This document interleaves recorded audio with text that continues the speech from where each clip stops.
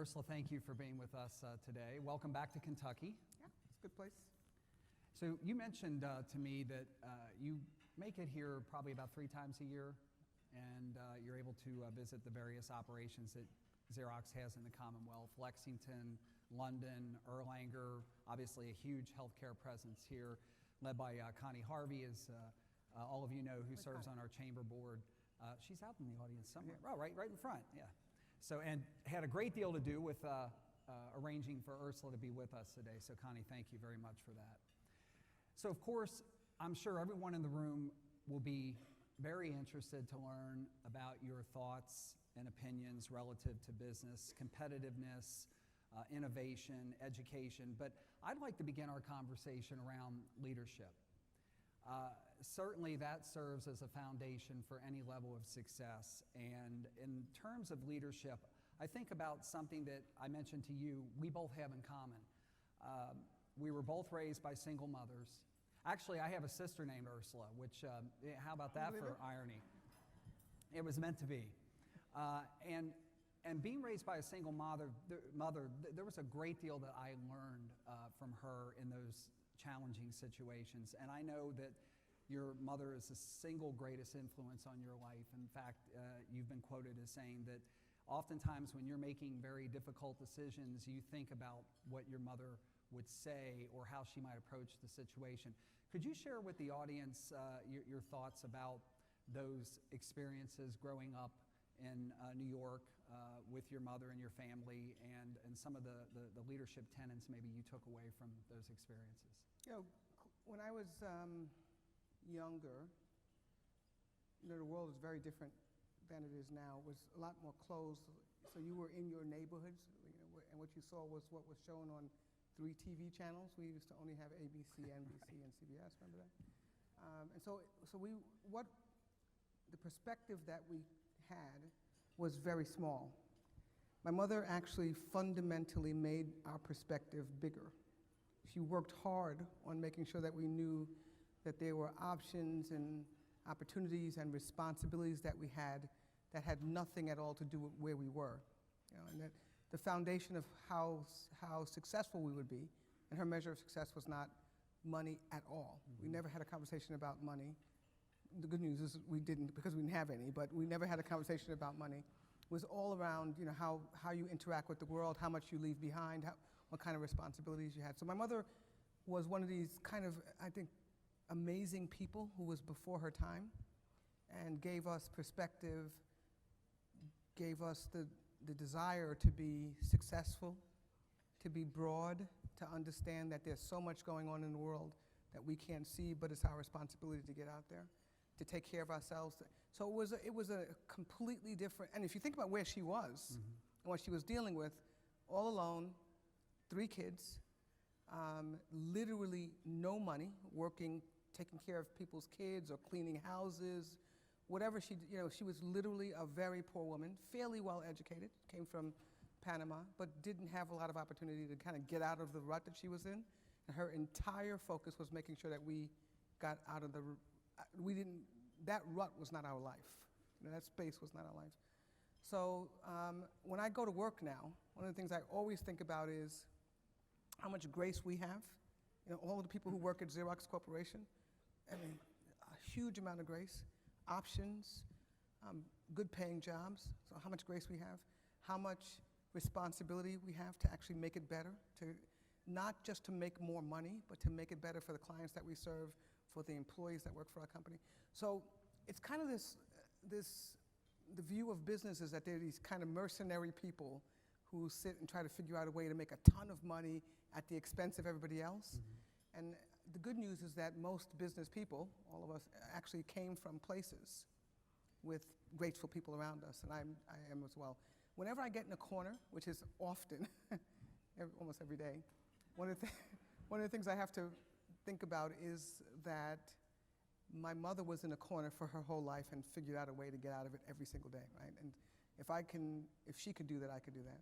So. Were you and your siblings her inspiration? Her whole purpose in life, her entire purpose in life. She never said it this way, but it was absolutely clear by the way that she lived, was that we had to have a good life. We had to have the foundation to have a good life. And everything she did was on that.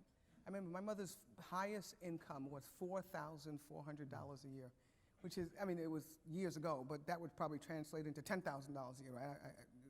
Really poor.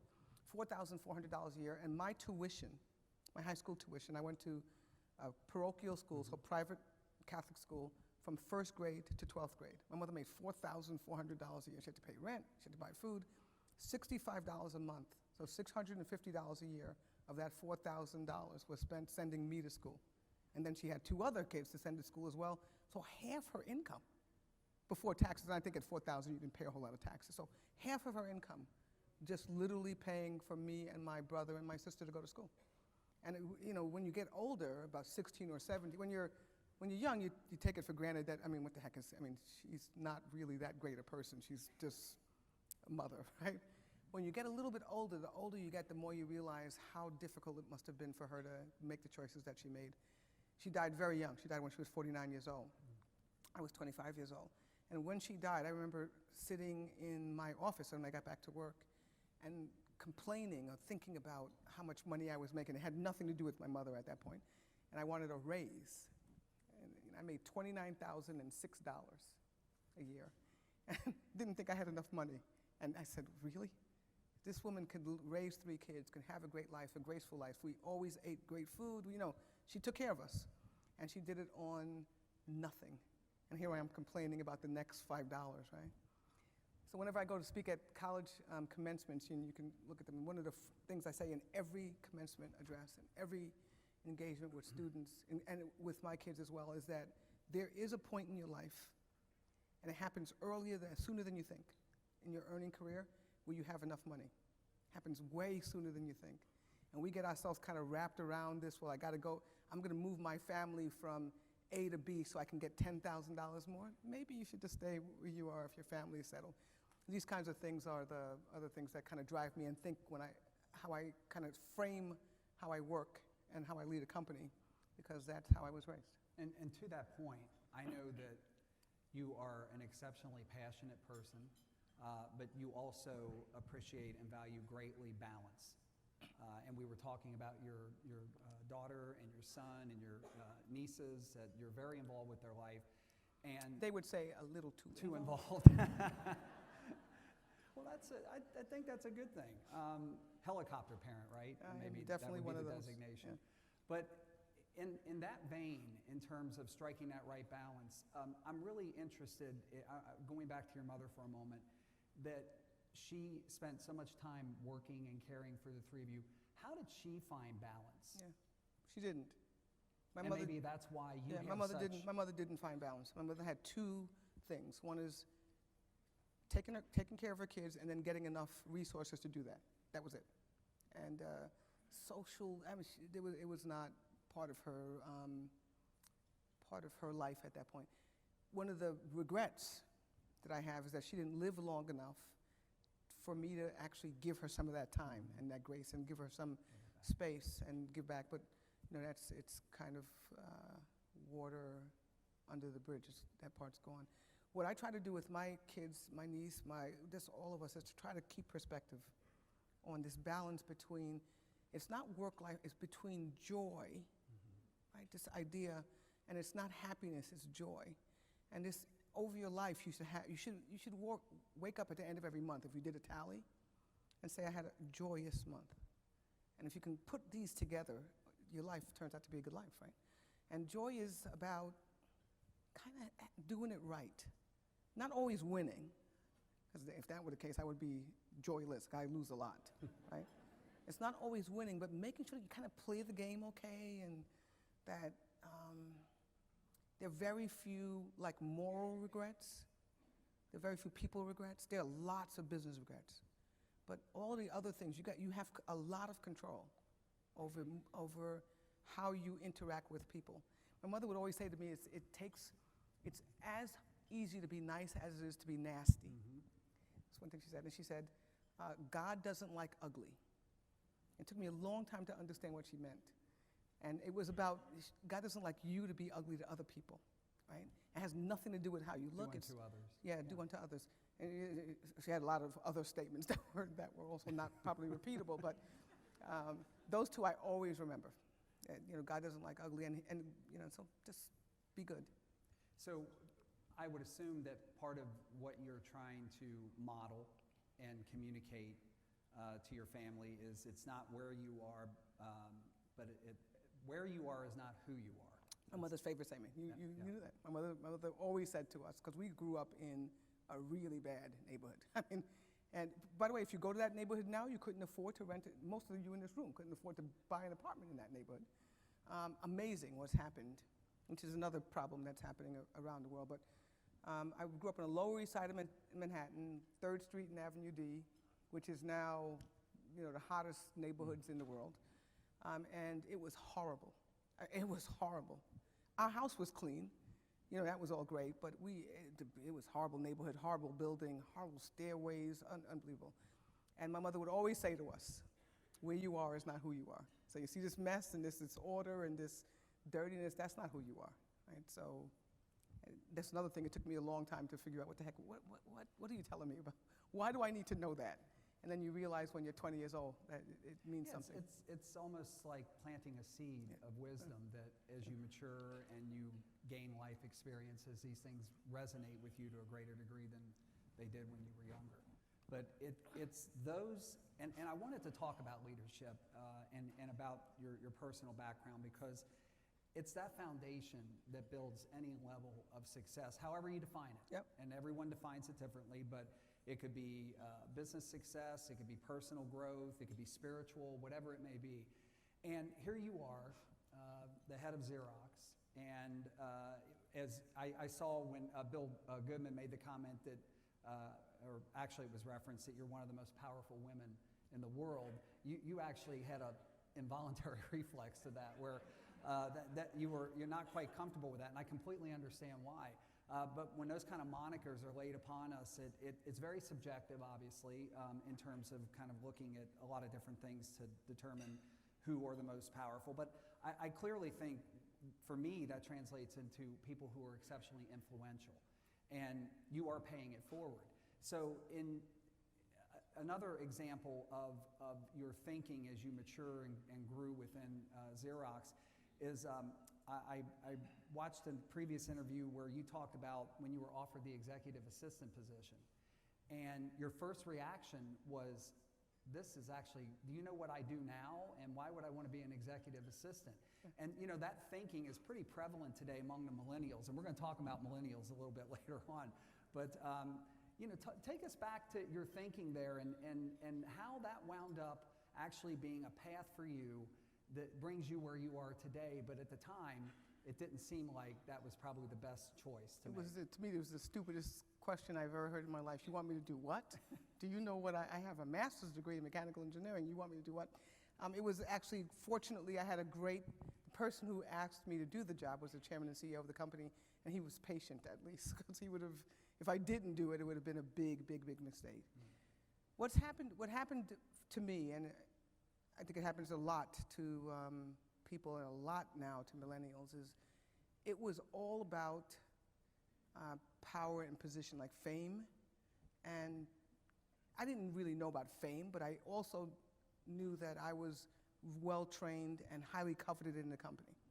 So when he asked me to be his executive assistant, I was like, he must not really know that. I mean, the man's the chairman, how can he not know that? But he must not know who I am. How can he ask me to do this job? And it turns out that he said to me I should go home and think about it. So the executive assistant is a role that is the chief cook and bottle washer for the chairman. It has no definition. You just do what he says. I'm going to travel to XYZ, so you're the front person to make sure that there's water on the podium. You make sure that the speeches are set. You set out customer things. You help his staff kind of get things done. It's not his secretary, but it is the person who just kind of hangs out with him, travels with him. And it was a job that was put in place so that he could see people. He didn't really need the help. He can get it wherever he needed it from. It was so that he could see people. Little did I know that somebody had identified me as somebody who could have a lot of runway in front of them and have more influence in the company.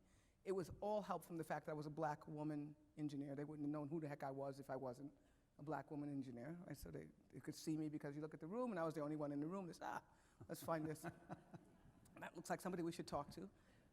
And what ended up happening is that I took this job, and it was the time I learned the most in my career was in this, what ended up being 2 years, about people, about what you have to know to do a job, about how much you have to be viewed as being able to do the job, not only having the technical skills, but you have to be viewed as having the package. You have to fit that package. And I would always say to him, I could do that job. He would have reviews with people, and they were horrible. Oh, I thought they were horrible. I would say to him, I could do that job half the cost. Just put me in it. You could pay me half as much. And he said, Ursula, you haven't earned it yet.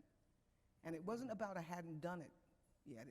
People didn't view me as being able to do it. The second thing I learned is that everybody who helps, all of the support people in the organization, the most important people, to get to know, to treat well, to have a foundation, they keep the place running. Secretaries, janitors, it's amazing. And throughout my whole career, one of the things is that people like me because I actually say hi to people. Hello, how are you? How's your family? You remember these things. And it has nothing at all to do with the job that I actually do today, but it has everything to do with the job I do. Because it sets the tone and the tenor of the organization. So it was a great job. And I got to know him, and I also got to know, at that time, it was my eye-opening to the fact that I probably could be the CEO of a company. That it was not that black magic. There's this it must be something really important. He must put on his clothes. He must get up and his clothes may just jump on him. He doesn't have to.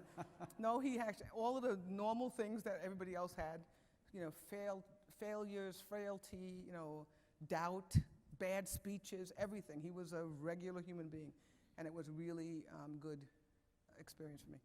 So that certainly paved the way for you to not only gain a better understanding of Xerox, but also of people, as you pointed out, the various roles people play, what they contribute. And you also have a very comfortable style about you where you're open and you're approachable.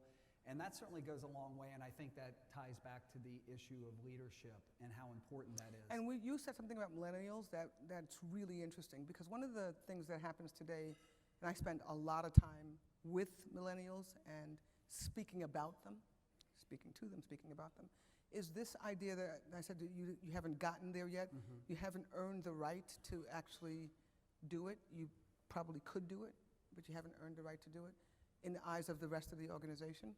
This is one of the things that we got to really fix this car a little bit with millennials, because it's getting a little, the question comes, why should I come work for Xerox? I always turn it around as, why the heck should Xerox hire you?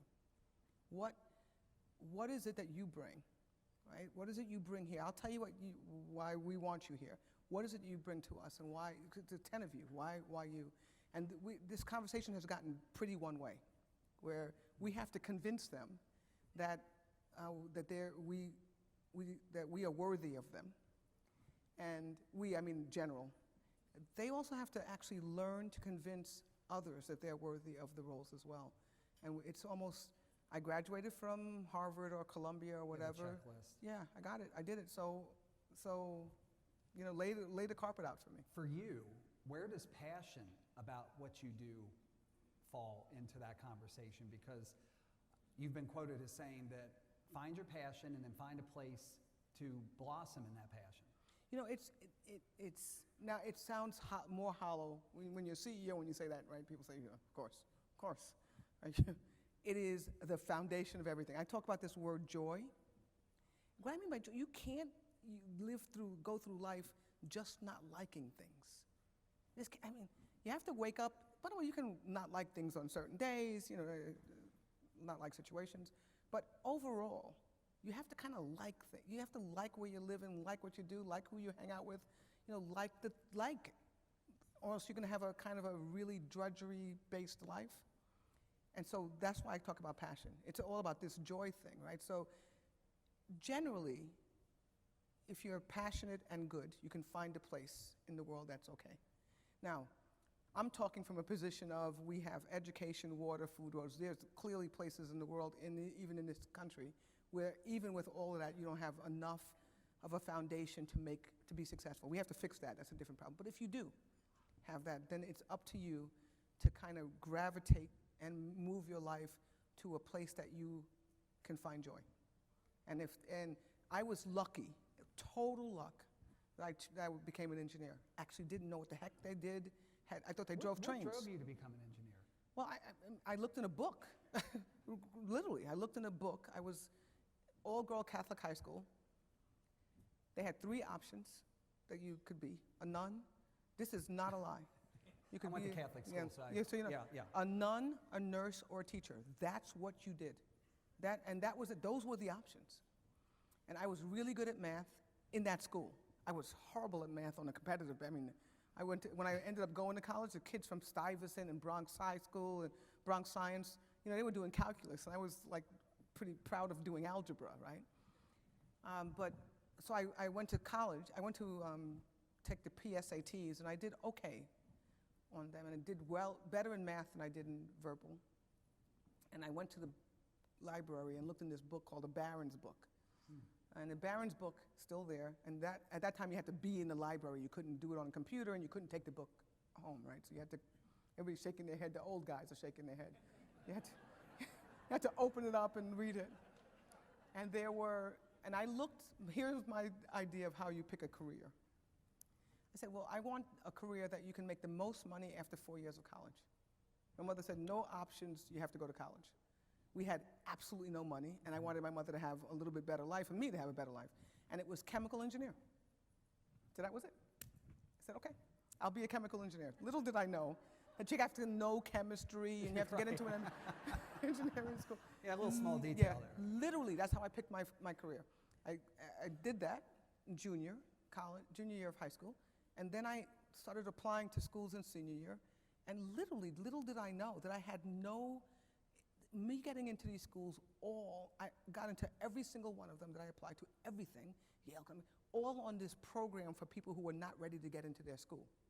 So I got into this thing called HEOP, the Higher Education Opportunity Program, that literally you go to like summer school before you go to school. I thought, hey, they gave me money. I thought I had gotten a scholarship. They were actually giving me the handicap way into the school, right? So I literally did this in HEOP I chose Columbia. I chose NYU first, and Columbia second. By the time it was graduate degree, I chose NYU because it was 2 train stops away from my house. And I was going to go to Yale but it was too far away to get home. And I wanted to get home just about every weekend, and I knew I couldn't do that. It's 2 hours away and a lot of money on the train. So 2 train stops. And that's how I picked my degree by 4 years, how much money, and I picked where I went to school, but whether or not I can get there. And if the train didn't work or we didn't have the car fare, could I walk? And all I had to do was walk over the Brooklyn Bridge. It would have been about 3 miles, but it was possible. And it turned out to be, now, that's fortunate. That's the way most kids still in this country pick a career. Mm-hmm. They have no idea that they have nobody who talks to them. Schools don't have a lot of resources to direct them. They don't know any options. So basically they end up not picking one, right? Just kind of floating their way through school. I lucked out.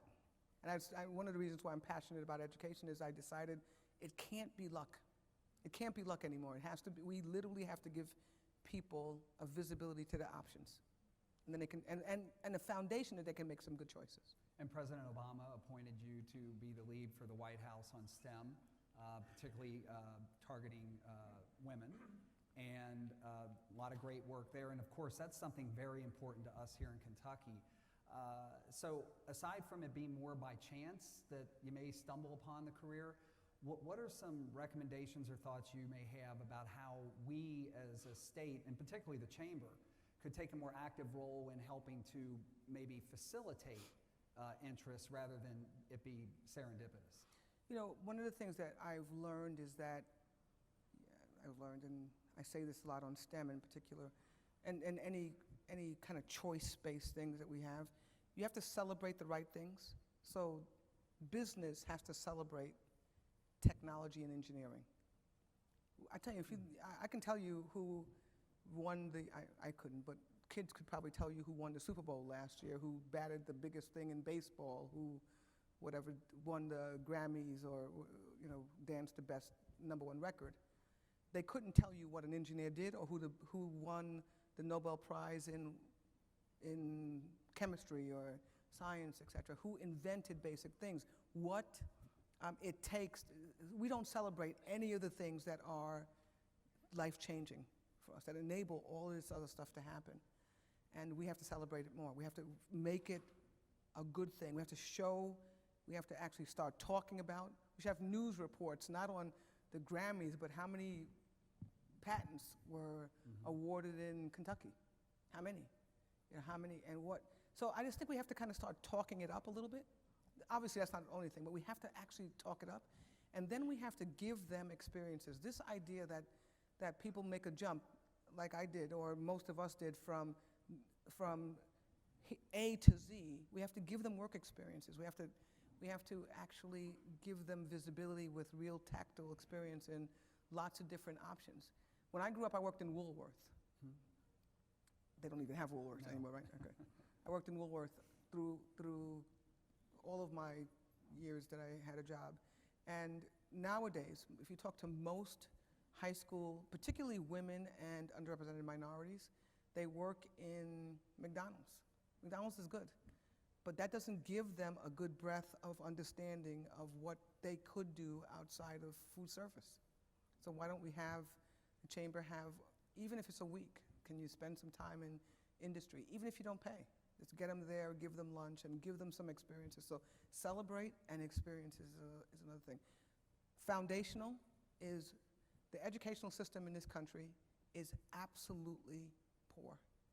It's really bad. And if you think about it, now we have some stars, right? And everybody in this room is going to say, yeah, Kentucky is really good, my high school is really good, my so on, so on, so on.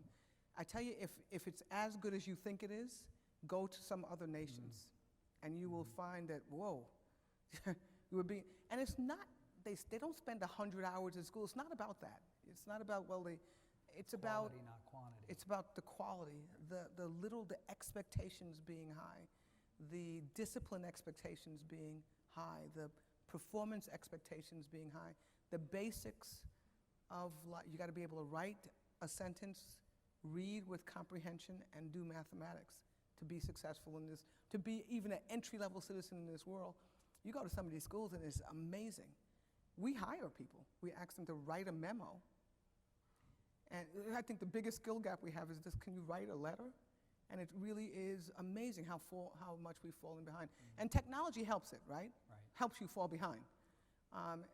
It's all about, we have to really take seriously the fact that we are producing and educating and then launching these human beings into the world, and they're our responsibility, and they're going to lay the foundation.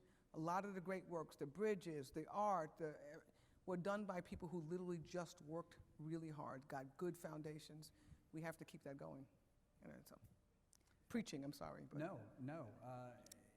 I think it resonates with everyone in the room.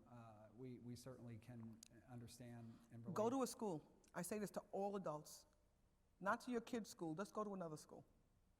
Just call the principal. I do this all the time. Call the principal and say, I'm gonna come in. It's interesting if you do it. 90% of the principals say, don't come.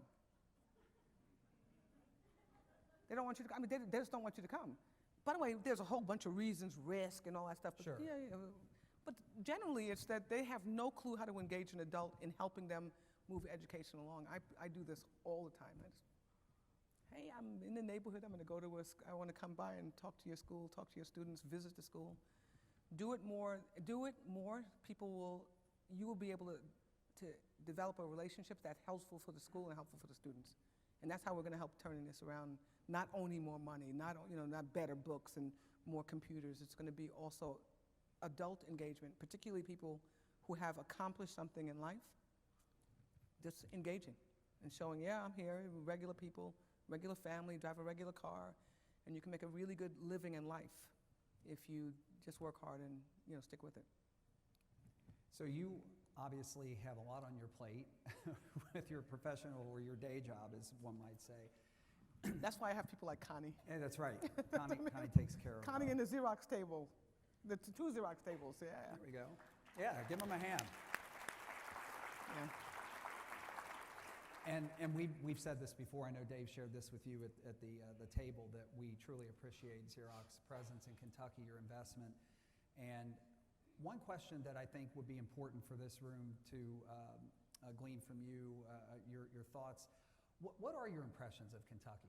Yeah. I know you come here a few times a year, but and this is an open forum, so we want the good and the bad. So constructive, also some positive feedback about the workforce and the people that you've dealt with in the Commonwealth.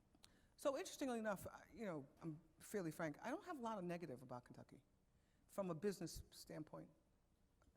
We started here 20 years ago, 2 people. We're over 4,000 now. We have, yeah. By the way, if you bought more stuff, we'd have 5,000, 6,000. I mean, and I'm serious about that. Literally, it's a great. It's commensurate with what we do here. What you do, yeah. We have great workforce here. We have great customers here. Humana is here. The state of Kentucky is here. Health systems. I mean, so good. Good infrastructure. It's a really important thing. I think a lot of cities and states are losing sight of that. I mean, broad infrastructure, roads, schools. I mean, neighborhoods, communities. It's important. You can't get a lot of people to come work for you in, I don't know, Scranton, Ohio. I mean, whatever I say, I'm going to get myself in trouble. But pick a place that's not a great place. You're not going to get a lot of people to run to work for you. So good educational system, particularly higher education. But in order for there to be a reasonable higher education system, I'm hoping, which I don't deal with personally a lot here, this is a good lower education system as well. They can get there and graduate from it. Good business opportunity, good organized. One of the things that I count on is good organized state political system and local political system. Some states are very, very difficult to get through. Low transparency. Okay. And it's really good to have a state that has reasonable transparency, which is good. Kentucky definitely has that. And then the third is that the state actually wants us to be here and doesn't take us for granted. And Xerox for granted, for sure. So I walked in here and everybody said the same thing that they say to Connie, I'm sure, which is, we love you here, and what can we do to help you being here? And that's, so all good. Other thing is it's pretty. It's a big deal. A physically pretty place. Don't take it for granted, guys, I tell you. I visit places all over the world and you go, really? We have a call center in this place. Oh my God, it is hard. Physically beautiful, which is very good, safe, all that stuff like that. Not a lot of bad stuff. You have some political individuals that I'm not really too much a fan of, but hey, besides, but that's personal, not and that professional. changes. Yeah, right? and it does change. That what we talked about ebb and flow earlier with our kids liking us and not liking us. A lot of parallels. But I there think to Kentucky's pretty good. Kentucky is we don't have a lot of problem, and we don't have a lot of problem. There is some things that are happening now that you got to watch. Drugs and our ability to get people through drug testing is years ago you just did it. It was 100% pass rate. This is an issue, and so it takes more than one shot to get 5 people take a drug test. Almost surely somebody will fail, and so you got to kind of figure this out in society. It's not only Kentucky, but for sure it's a different dynamic here than it was years ago. So that's something that you have to kind of get control of. So in closing, before we open it up to questions, you are an avid reader, and I think everyone in this room would be very curious to know what book you're presently reading. I'm rereading. I very rarely reread books, but I'm rereading an interesting. I just finished reading Hamilton, The Revolution, not Hamilton Chernow's book, which I read, but I'm a real fan of Hamilton's tape. Who's seen the play? Okay. Who's listened to the? Okay. Yeah. Listen to this thing. It'd be great if you can listen to it and see it. It would be really good if you can read the book and then listen to it or see the play. But so Hamilton by Chernow I read, but then Lin-Manuel Miranda, the guy who wrote Hamilton the play, wrote a book called Hamilton, The Revolution. You should read that. It's pretty cool. but it's not really like a deep read. It's, you know, how he did. The book that I'm rereading is a book called Knowledge of Angels by a woman called Lynn Patton Walsh. And I read it many years ago and had an experience not too long ago that had me think about the theme of this book. And the question of the book was, and it's written in a fictitious place in a fictitious time, but years ago, many years ago. And the question was, how do you know that God is real? And it's not one of these religious books. It's a book of how do you know that there's good, if you're born with goodness, or if you're taught goodness. And it's just a fascinating read, beautiful descriptions of the place that they're in, and it's not clear. It's kind of like Italy, France, Spain, you know, one of these Latin kind of countries. And it's about a guy who they find, this very religious community finds floating in the ocean. He has no memory of anything. He doesn't remember anything about where he was, doesn't know his name, doesn't know anything. And then they have to kind of figure out whether he's a pagan or not, and he doesn't know. And it's a whole bunch of tests and stuff. It's a pretty cool book, but I don't know if everybody will like it, but that's what I'm reading. And by the way, Ursula likes an actual physical book in her hand. She's not one of these Kindle. And it has nothing to do with my the business that we're in. I actually read occasionally on.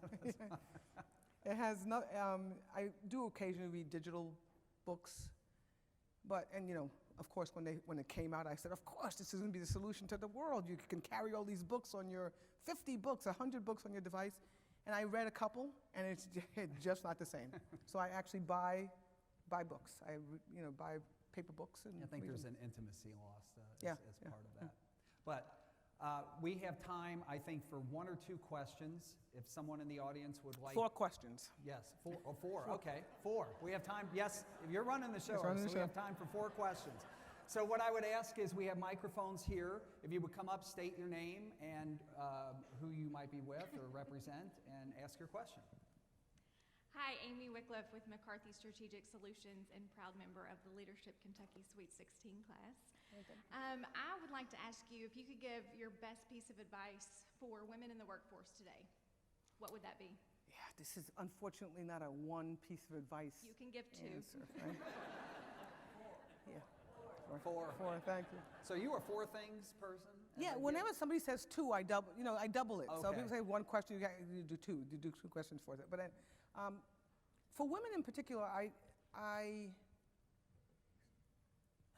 have 3 themes. One is be realistic. And what I mean by that, with yourself. All of us, try hard to do everything. And by the way, men do this too, but women do it in multitude. And it's really important that you, and I used to have this theme that I talked about, balance. People say, you get balance. I said, I've given up on balance in any day or any week or any month or even any year. I decided I was going to try to get balance over my whole life. And look at the balance that way. So be realistic with yourself. There are times when you have to spend all of your time at work. Your kids and your family and the dog and everything else is secondary. That's it. And then there are other times when they take, and you have to figure out a way to push the rest of those stuff to the background. And women, particularly with families, try to figure out a way to do it all at the same time at once. You need help, right? So I just say be realistic with yourself. And second thing, you have to take care of yourself. Really, really, really big deal. Have to have interests that have nothing to do with your family and with your work. You have to have passions and kind of thing. And then the third is you have to you have to know that you are good and have a place. So have a voice that's important and strong and use it. Now, not every woman has, you don't spend all of their time like I do talking, but one of the things that took me a long time to realize is that I could say I want, I could say I want, and I can say you should do or you must do. And these things are very hard. We are so team, let's figure it out, let's try to get everybody together, particularly women, and oftentimes, more times than we are willing to do, We don't have a voice that makes it clear what we stand for, what we want, what we expect, what's required. That's with our families, with our peers, and definitely at work. It gets muted down a lot at work. And work is trained to kind of listen more acutely to men than to women. The work environment is, I sit in meetings today where a woman will say something, and a man, and everyone, okay, that's fine. And a man will say the same exact thing. And by the way, I test this all the time, and it is just amazing to me. It's like, wow, how does that happen? What is happening that makes that happen? Part of it is that we let it go. So we have to call it and say, wait a minute. I said the exact same thing 5 minutes ago. What happened here? And you don't have to, you call it don't make the scene out of the whole meeting, but make it clear that, that you have to start listening to me, not kind of skimming over me. So those are the things. And joy. This word of joy, I say, write it on your walls, people, particularly women. Kind of find it and kind of get a rhythm of it, and you can have a pretty good life and kind of spread it. Another question? Oh, here comes someone. Run. Hi, I'm Kim Sweezy with Toyota Motor Manufacturing. What keeps you awake at night? 4 things. Yeah. Very good. The happiness of my kids and their ability to find this joy. They are the typical well-off, well-educated, well-visibility to the world kids who actually believe that they have to do something like jump over the building in a single bound to be successful. And I don't think I did this to them, but obviously I did something to them. I'm trying to keep reining them back and say, whoa. Make sure it's not about the size, right? It's about the intensity. It's not about, and so it's a big deal. The happiness for my kids, they're at an age where they can actually start to judge whether they're being successful. I want the definition to be broad. I don't want it to be make a lot of money. I want it to be a broad definition. The other thing is the state of the United States. I am really concerned about this. Really, we are at the edges kind of splintering, and there's no need for it. I mean, it's kind of like this. We can do this just fine. And we've been doing it under worse conditions, right? It happened under worse conditions. We had world wars happening and X, Y, and it's kind of inside this country, we're splintering. And I keep saying, so people ask me often, so you're a Democrat. I say, I have some Democratic tendencies, but I also have some Republican tendencies. Because we actually we're more and more defining ourselves by one-word things, and that leaves out a lot of optionality for us. Second is the United States, and that's education, that's security, that's everything. And then the third is the state of the world. And this, for the first time in my life, the last 2 things, I think it could have an impact on my kids in their lifetime, a really big negative impact on their safety, on their happiness, on their options and opportunities. I really believe that, and we have everything. Our family, there's no concerns. I mean, no financial concerns. We live in a nice, but it's getting really nerve-wracking out there. And so it's just, how do you help? How do you help? How do you help? How do you help? That's what I think. That's a good question to follow that up. Will you run for president? Never. Never. Yeah, Politics of any kind? I can't say never to that, even though 6 months ago I would have said never. So, one of the things about, I spend quite a bit of time in Washington. And by the way, it's for work. A lot of it is for work. I was speaking earlier to a colleague at the table, and we were talking about, it's almost defensive. You go for defense, so you got to make sure that they don't do anything real stupid to mess up your business, or just they thought it was a smart idea, and it's like, no, that's not a smart idea. So you go for defense. What I've learned in this time is that it's a slow, inefficient process, but it's good. And particularly if we can keep the divisions out, this divisiveness underneath, it moves slowly because it should move slowly. massive moves when you have 300 million people of all different makes and models in a democracy probably is not the best thing. So there is something logical about this whole three branches and 2 parties. Even though I could run it, if you ran it like a business, I guarantee you we can cut the cost in half and not lose 1 ounce of efficiency, not more than half. We can cut 75% of the cost out, but it wouldn't be a democracy, right? It would be a benevolent dictatorship, and that's not what we are. So I do believe that there is something about this, but for me running for politics, one of the things that I found out in the current political system is that there is a way to say something in Washington that doesn't fit my discourse. And it is about finding out a way to not answer a question, finding out a way to kind of not admit, no, we did screw it up. Believe it or not, I screw it up all the time. They are too, but it's a whole different language that you can't really track what's going on and what's happening and what's good or what's bad or whether this was a good policy, nothing. So that discourse is very hard for me. People say to me all the time, you're so authentic. And I keep saying, what does that mean, that other people are not authentic? I mean, it's kind of I think, so, but I've learned this because as the chair of the Export Council, they ask you questions, and this is televised, right?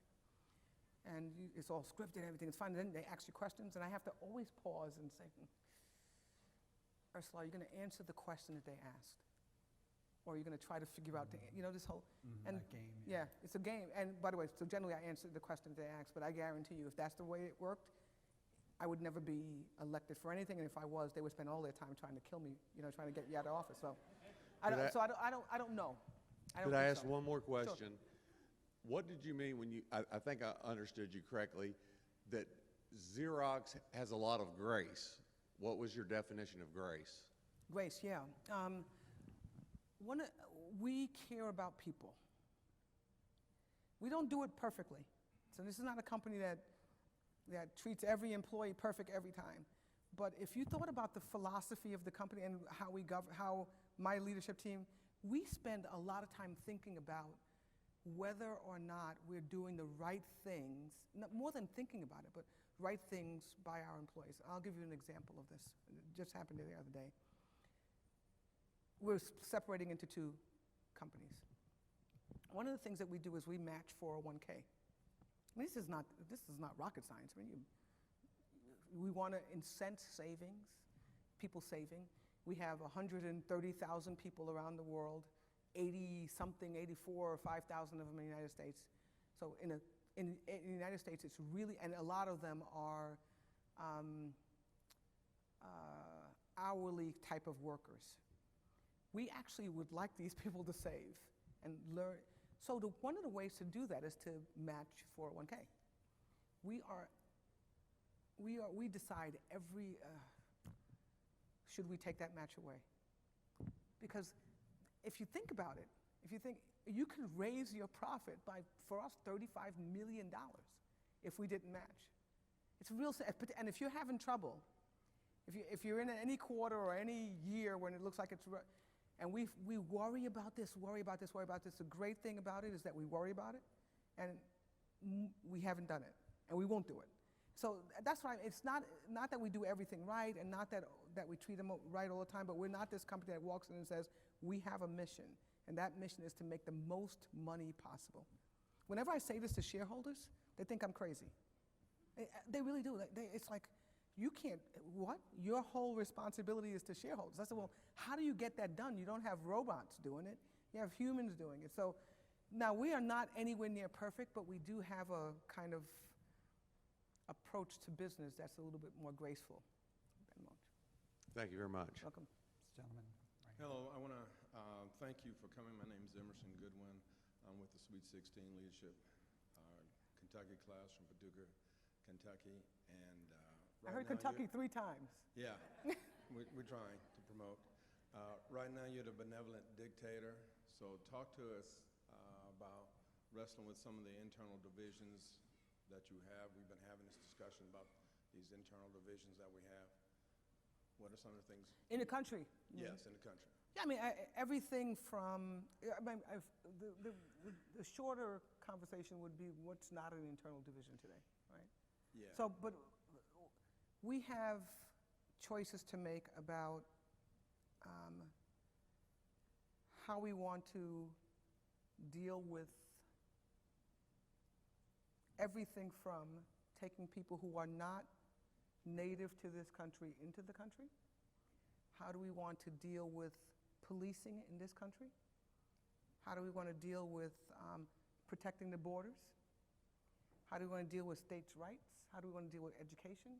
How do we want to deal with gay and lesbian, transgender, everything?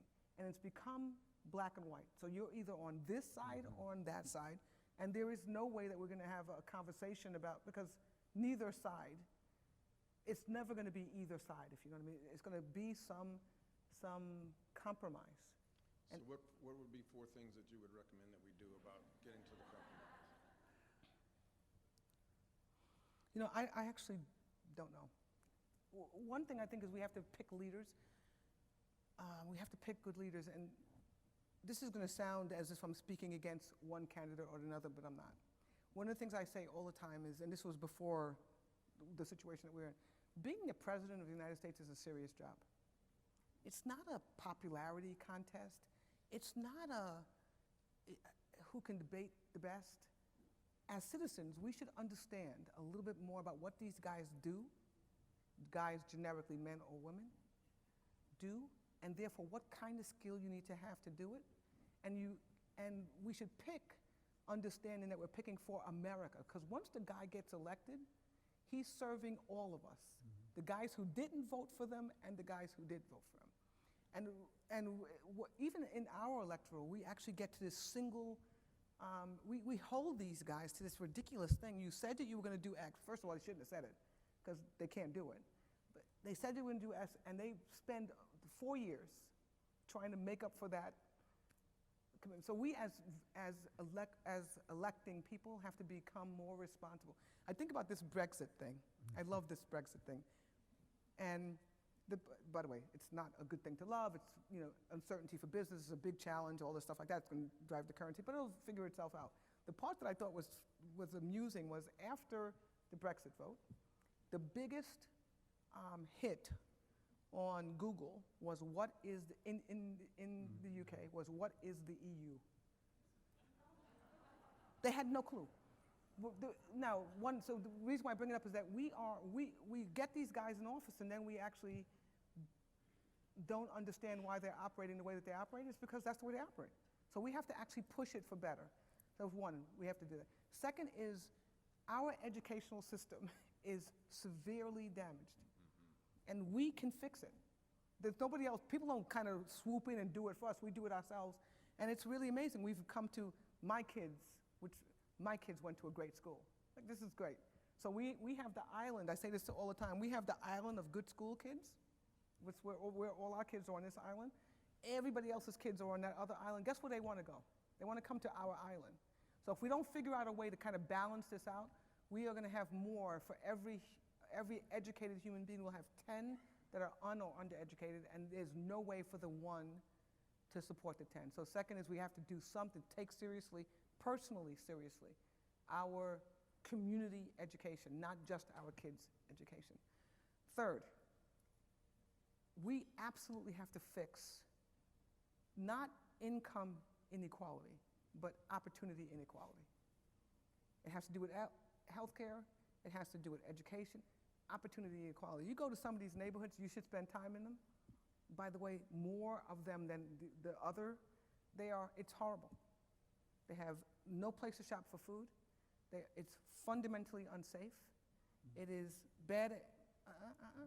Now, I was not too long ago, last weekend, I was in a place in Sun Valley.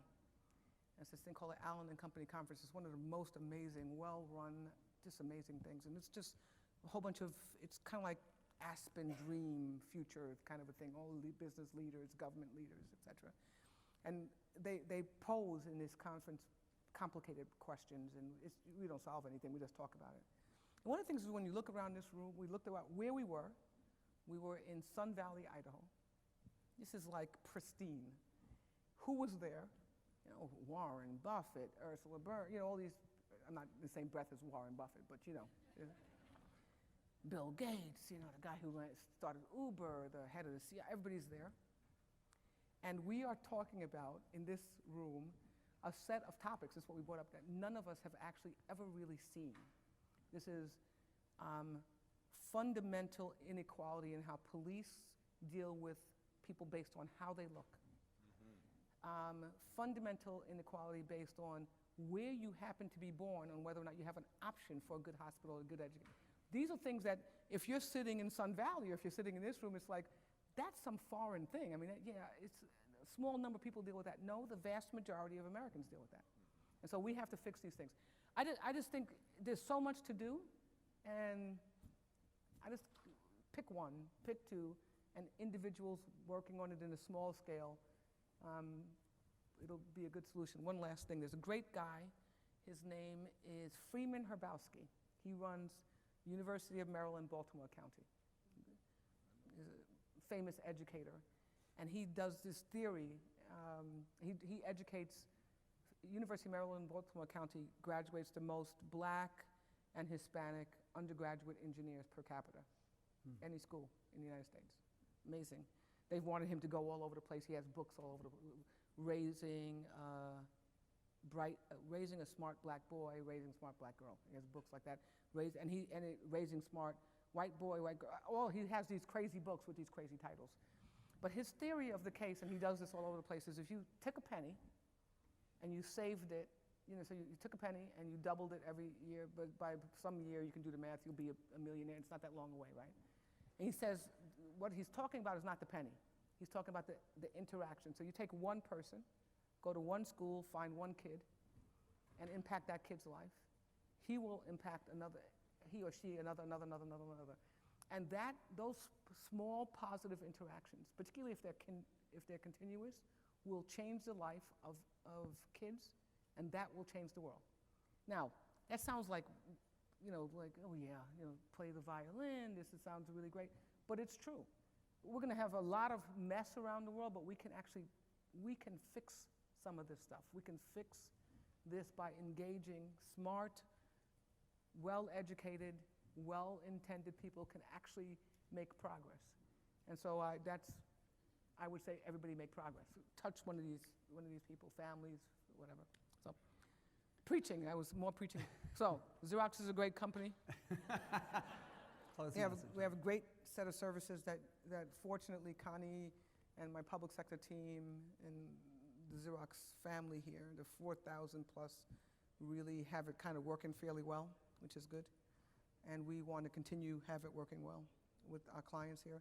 And Kentucky is a good place. It's actually not in the middle of any mess. And so, keep it moving forward. We'll be okay.